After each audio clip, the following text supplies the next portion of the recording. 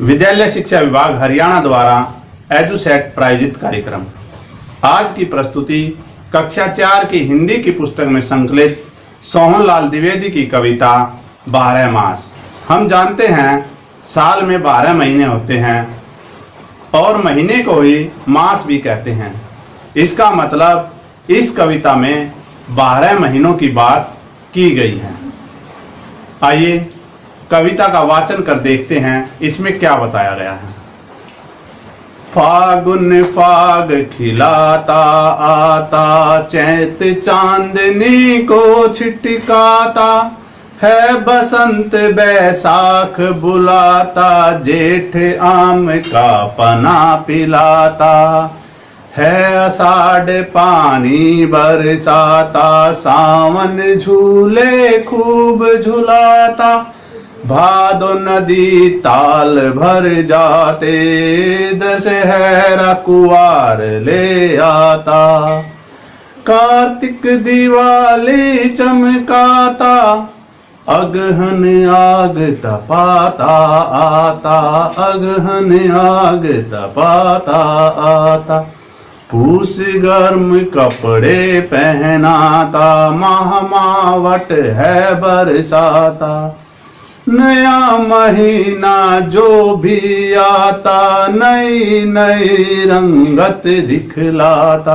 आप इस कविता का वाचन एक बार और करें ताकि आपको कविता कुछ समझ ज्यादा आ जाए और इसको याद करने में भी आसानी रहे।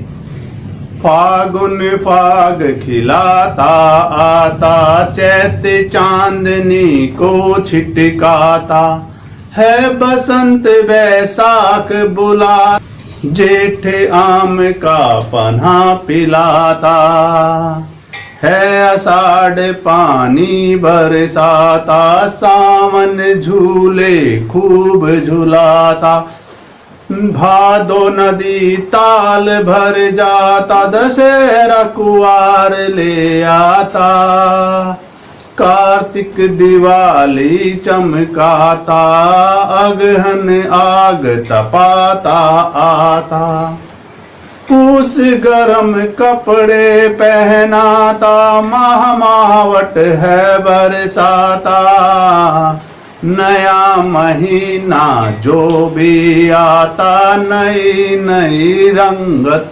दिखलाता। आपके मन में ख्याल आ रहा होगा कि महीनों के नाम तो आए ही नहीं। क्यों? क्योंकि हमें तो पढ़ाया गया है, सिखाया गया है जनवरी, फरवरी, मार्च, अप्रैल, मई, जून, जुलाई, अगस्त, सितंबर, अक्टूबर, नवंबर और दिसंबर।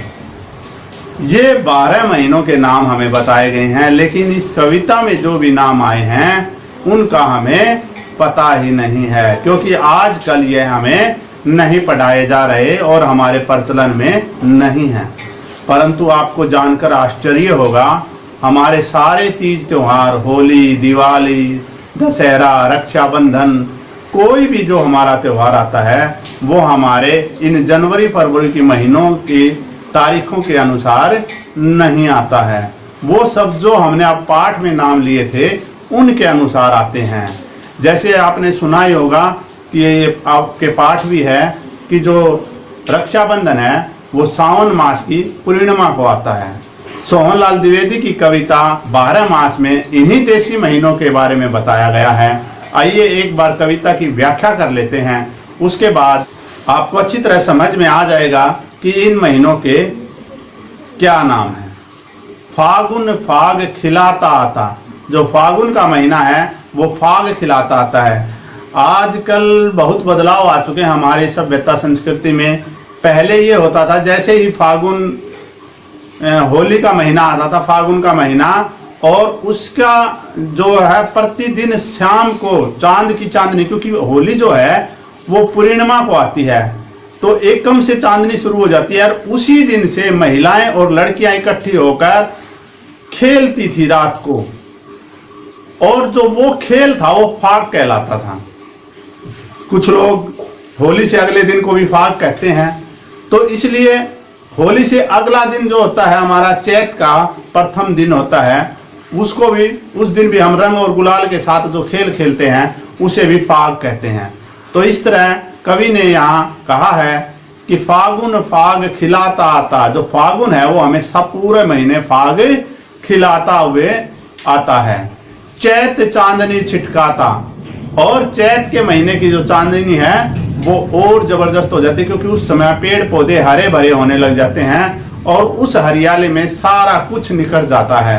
तो चैत चांदनी को छिटकाता है, बसंत बैसाख बुलाता, और बसंत का महीने, बैसाख के महीने से बसंत की शुरुआत हो जाती है। चारों ओर सारा वातावरण हंसी खुशी से भर जाता है, फूल खिल जाते हैं, कलियां, फूल और कलियां खिल उठते हैं, चारों ओर हरियाली का वातावरण हो जाता है।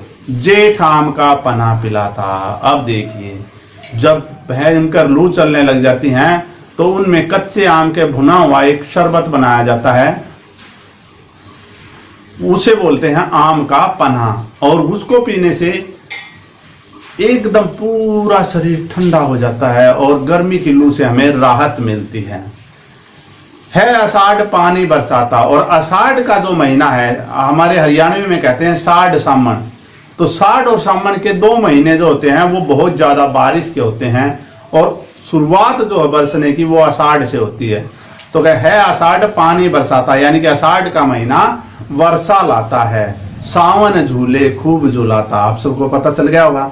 इसमें हमारी तीज आती है, और तीज के दिन हम अपने अड़ोस पड़ोस के लोगों के साथ, अड़ोस पड़ोस के मित्रों के साथ और अपने भाई बहनों के साथ तीज का झूला झूलते हैं। तो सावन झूले खूब झूलाता, भादो नदी ताल भर जाती। अब देखो, चारों ओर आषाढ़ और सावन की बारिश हुई, पहाड़ों पर, मैदानों पर जो सारा पानी बरसा, वो पानी बहकर अब कहाँ आने लगा, नदियों के माध्यम से मैदानों में आ गया।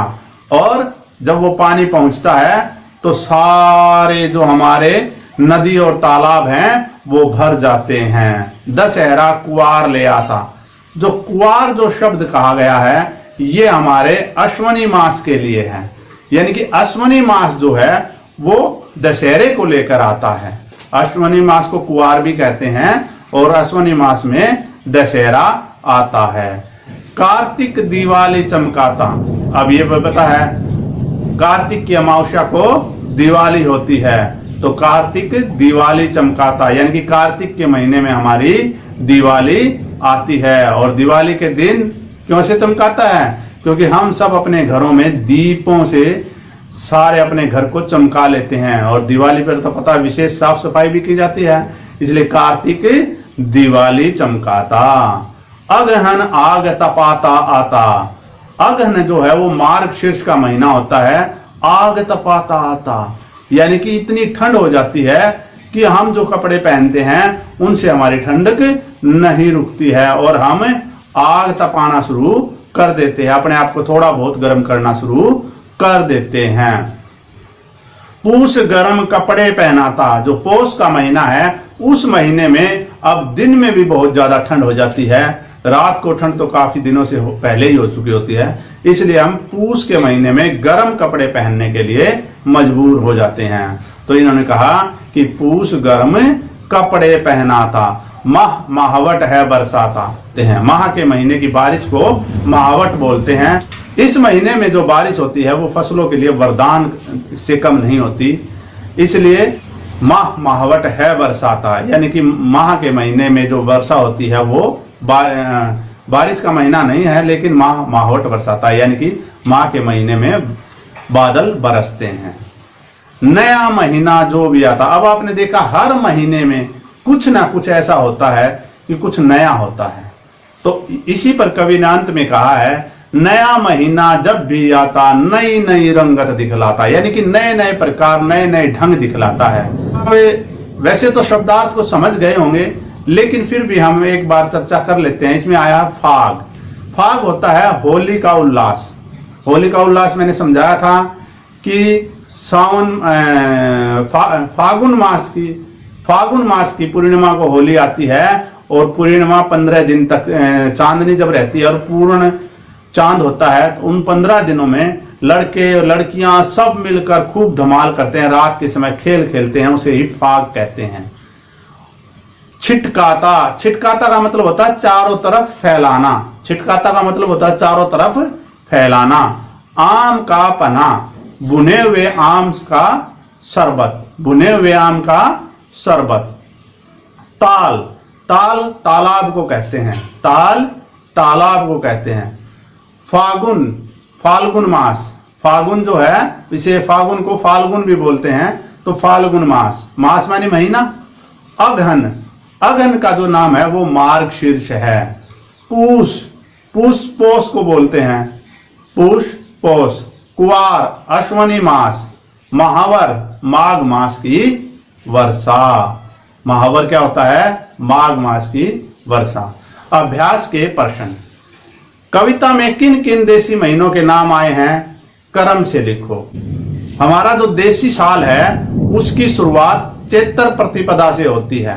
चैत्र प्रतिपदा यानी कि कविता की शुरुआत है फागुन फाग खिलाता आता, यह पहला महीना नहीं है, याद रखो। हमें पहले महीने के तौर पर किसे लेना है, चैत को, चैत्र जिसे बोलते हैं। तो पहला हो गया हमारा चैत्र, उसके बाद बैसाख, उसके बाद जेठ, फिर आषाढ़, आषाढ़ के बाद सावन, सावन के बाद भादो, भादो के बाद अश्वनी, अश्वनी के बाद कार्तिक, कार्तिक के बाद मार्गशीर्ष, मार्गशीर्ष के बाद पौष, और पौष के बाद माह, और माह के बाद फाल्गुन। और इस तरह हमारे 12 महीने हो गए। फाल्गुन और कार्तिक मास में कौन कौन से त्योहार आते हैं, अब देखो। अब यदि कविता आपने ध्यान से पढ़ी है तो आपकी समझ में आ भी गया होगा। फाल्गुन मास में आती है हमारी होली, फाल्गुन मास में क्या आती है हमारी होली, और कार्तिक मास में दिवाली।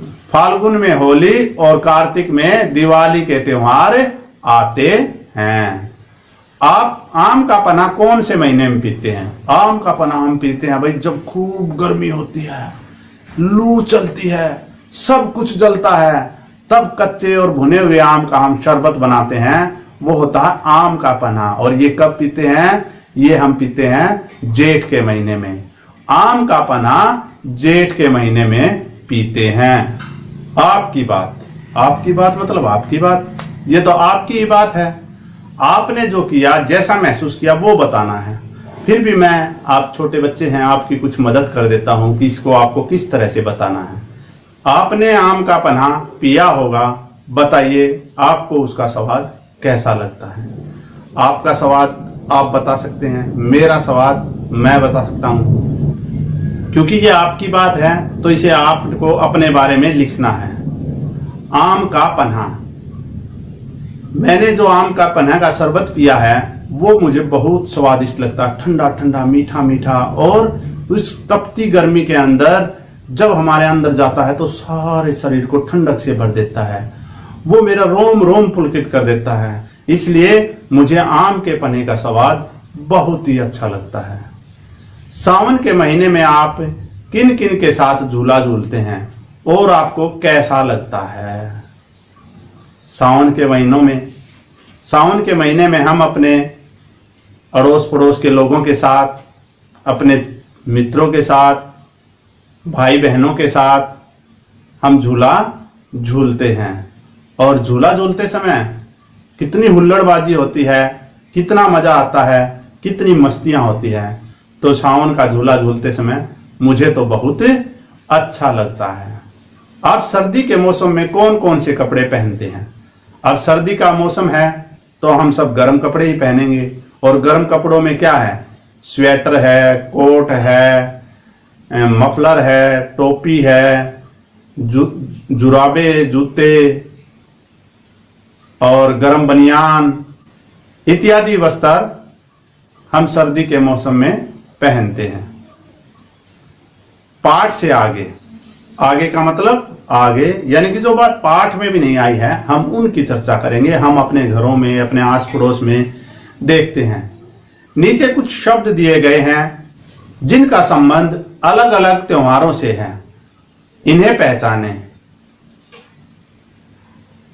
देखिए हमें कौन कौन से त्योहार हैं वो पहले बता देता हूं। दिवाली, होली, लोहड़ी, मकर संक्रांति, ये हमारे त्योहार हैं और इनसे संबंधित हमें पता करना है। इन दिए गए शब्दों में हमें यह पता करना है ये इनमें से किस त्योहार से संबंधित हैं। देखिए गुलाल, ओह एकदम एक झटके में पहचान गए ना, पाठ में आने की जरूरत नहीं ना, हम देखते हैं, हम समझते हैं, हमारे बीच सब होता है। गुलाल होली के दिन लगाते हैं हम। पिचकारी, पिचकारी पिचकारी भर भर के मारी होंगी ना खूब होली के दिन। दिए, दिए कब? अच्छा दिए तो भाई दिवाली को जलाए जाते हैं। रंगोली, हाँ घर के आंगन में रंगोली बनाई जाती है। किस दिन?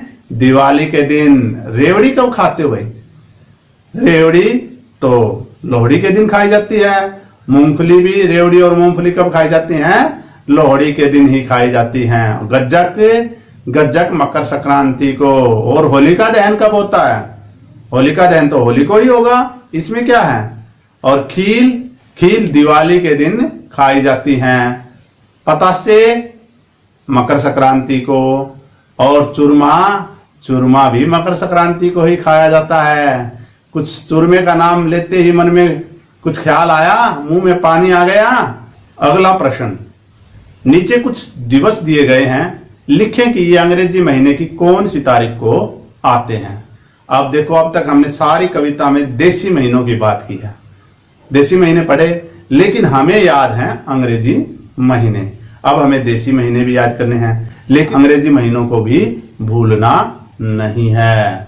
अब गांधी जयंती, ये कब आता है? गांधी जी का जन्म कब हुआ था? 2 अक्टूबर को, तो गांधी जयंती आती है 2 अक्टूबर को। बाल दिवस, बाल दिवस हमारे प्रथम प्रधानमंत्री पंडित जवाहरलाल नेहरू के जन्म दिवस पर मनाया जाता है। उनका जन्म कब हुआ था? 14 नवंबर को, तो बाल दिवस आता है 14 नवंबर को। अध्यापक दिवस, अध्यापक दिवस हमारे दूसरे राष्ट्रपति और पहले उपराष्ट्रपति डॉक्टर सर्वपल्ली राधाकृष्णन के जन्म दिवस के दिन मनाते हैं, और उनका जन्म हुआ था 5 सितंबर को, तो अध्यापक दिवस आता है 5 सितंबर को। हिंदी दिवस, हिंदी दिवस आता है 14 सितंबर को, हिंदी दिवस आता है 14 सितंबर को।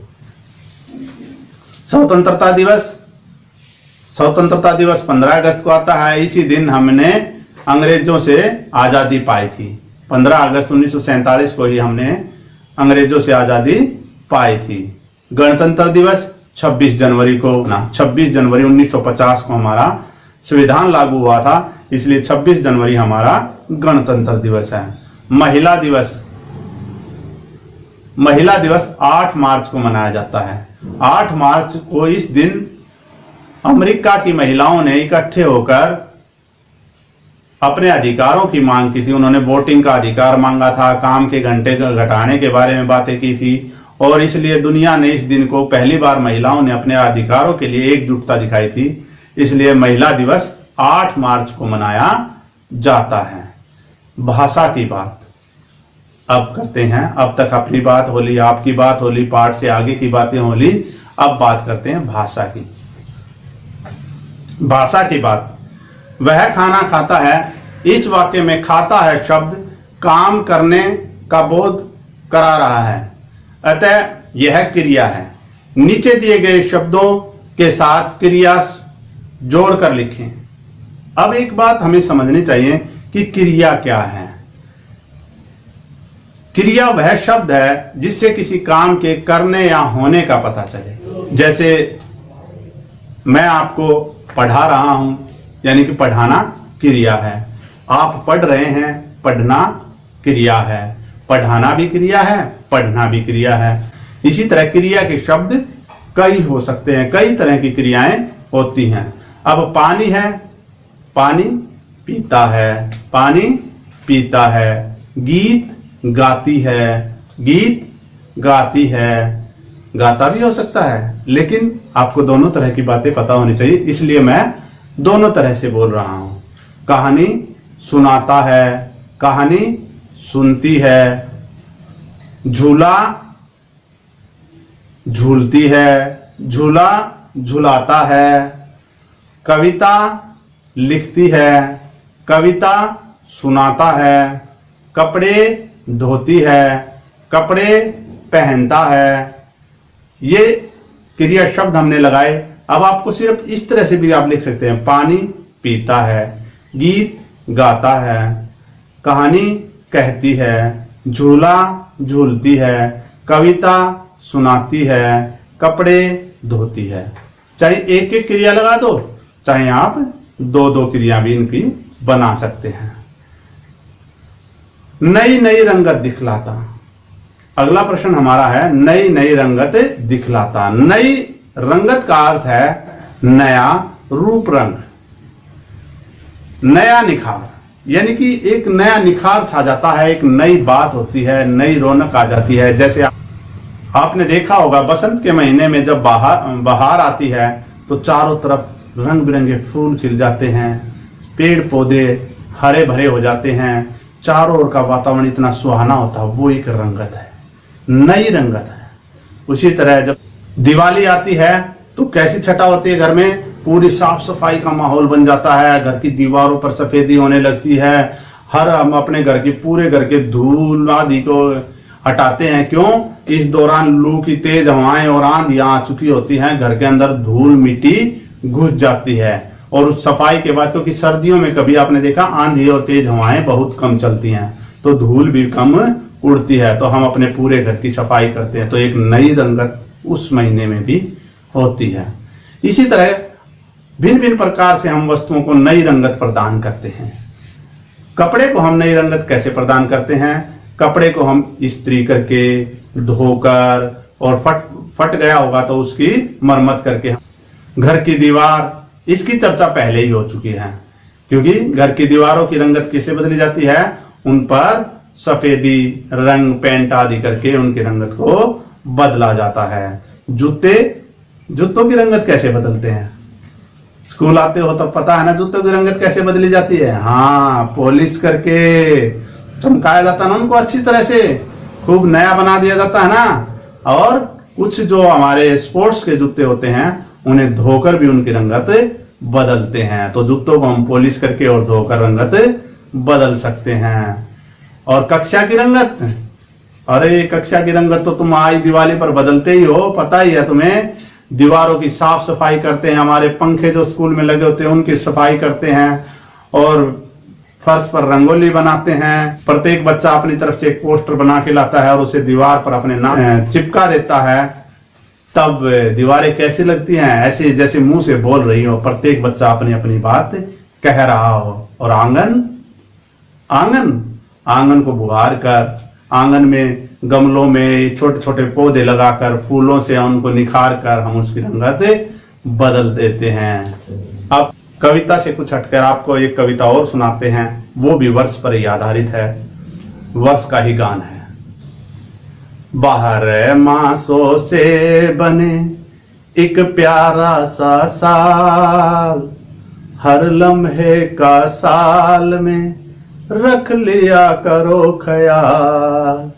12 मासों का सफर खूब दिखाए रंग, नित नए अजूबे बने सबको करते दंग। धीरे धीरे जनवरी आगे बढ़ती जाए, रानी बनकर ठंड की अपनी धाक जमाए।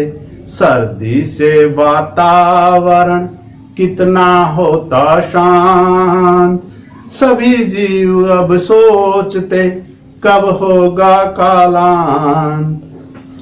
छोटे छोटे दिन हुए काम न बनते चार, सूरज दादा डर गया सहकर धुंध परा। रहक रहक अब हवा चुनती अपनी राह, आगे बढ़कर फरवरी एक एक कर झर रहे पात हुए कमजोर। सूनी डाली देख कर रोए मन का मोर। पंख लगाकर उड़ चले अब दिवस और रैन।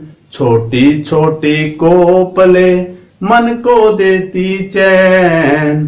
पक्षी कलरव कर रहे गाते मीठे गान, सबके मन में जो बसे छेड़े ऐसी तान। करने स्वागत मार्च का खूब खिले हैं बाल, करके हरियाली वरण पेड़ छिपाते दाल। हो गया सब हरा भरा देखो तो चहु और, कानों को अच्छा लगे खग करते जब शोर।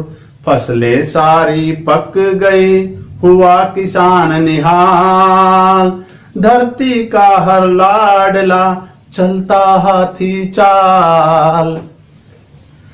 भर देता है अन्न के धरती पर भंडार, होता है अप्रैल का बस इतना सा सार। 3 महीने जा चुके लगती है शुरुआत, सब कुछ नया नया लगे अचरज की है बात। पेड़ पौधे हरे भरे विहग मचाएं शोर, सर्दी को दुत्कार के इतराती है भोर। दिन आए आलस भरे सुस्ती का है राज, सूरज ने पहना दिया मास मई को ताज। मतवाली चलने लगी खूब उड़ाए धूल, डर डर कर गिरने लगे उपवन के सारे फूल। सब कुछ ही तपने लगा आया है रविराज, थी सुहानी समीर जो लू कहलाती आज। अब लू की ललकार से जून डराए खूब, अब लू की ललकार से जून डराए खूब। सूख नदी नाले गए नहीं दिखे है दूर, जीव सभी होने लगे धरती पर हलकान। संकट में अब जिंदगी कौन कहे अरकान, देख धरा के हाल को मास जुलाई रोए। बादल की हर बूंद से धरती शीतल होए, रंग दिखे आकाश में अजब निराली बात। रंग दिखे आकाश में अजब निराली बात। मन चंचल होने लगा थामो निज जज्बात, मन चंचल होने लगा थामो निज जज्बात। बदरा मचले जोर से रोज मचाते शोर, बूंद बूंद गिरने लगे अजब निराला जोर। फुदक फुदक चिड़िया चले झूम झूम के मोर, बिखरी है कितनी खुशी धरती पर चहु ओर। बोरी पर जो बन चढ़ा ढूंढ रही चित चोर, आज धरा पर बस गई खुशी बना के ठोर। काया निर्मल हो गई उतर गई है धूल, बगिया में फिर खिल उठे कितने सुंदर फूल। रंग बिरंगी तितलियां नाच दिखाएं खूब, निखरे निखरे पात हैं बिखरी बिखरी धूप।